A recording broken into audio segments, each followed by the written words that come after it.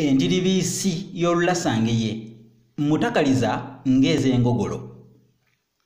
Ye yayinga abagerengetanya ng'eyalidde ey'omugerengejjo okugerengejja eyabajja obugerengetanya oba ennambyo. Nze kwe kubeera nga mbabagulizaako ng'oluggi lw'ebibo wamma ggwe era kwe kubabuuza mbagerengejje.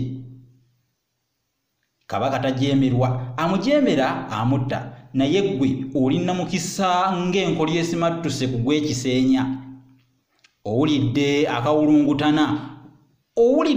akawulungutana wamma ggwe nga kapepukira kagezaako okupekuka okufaananako ejjembe ly'omuleezi. Ate nodda mu kubuuza jjeemera.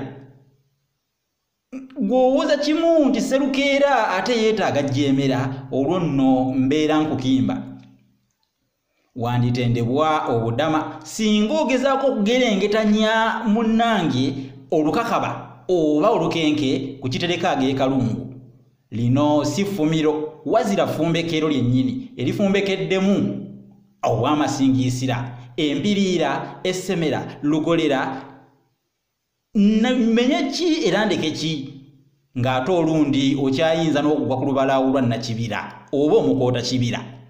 Nga bulijjo kawoomya lulimi mu bugagga bwalwo Musisi Boosa Geoffrey Munnabusiro nkonge yamuvula ennantagwira kye yakimu kiwoowa olumunyo gwa vvu atalina mazzi talya saava omwana ow'Abambejja omukenkufu mu lulimi Oluganda era Ssaabasonyi w'olulimi Oluganda mu nsona lulimi eno ey'ekinini empoomera ennyo era enyumira abantu okwetooloola Sseŋŋendo Nnabulamu. Yebadde entiribisi ey'olulasangeye mwogenda okuwulira obugagga bw'olulimi Oluganda osigale ng'onyamaaliridde ng'alya n'omutulaga ate nga bw'okunkumula ow'emisindye ogambe nti owa si mwana kijjolooto.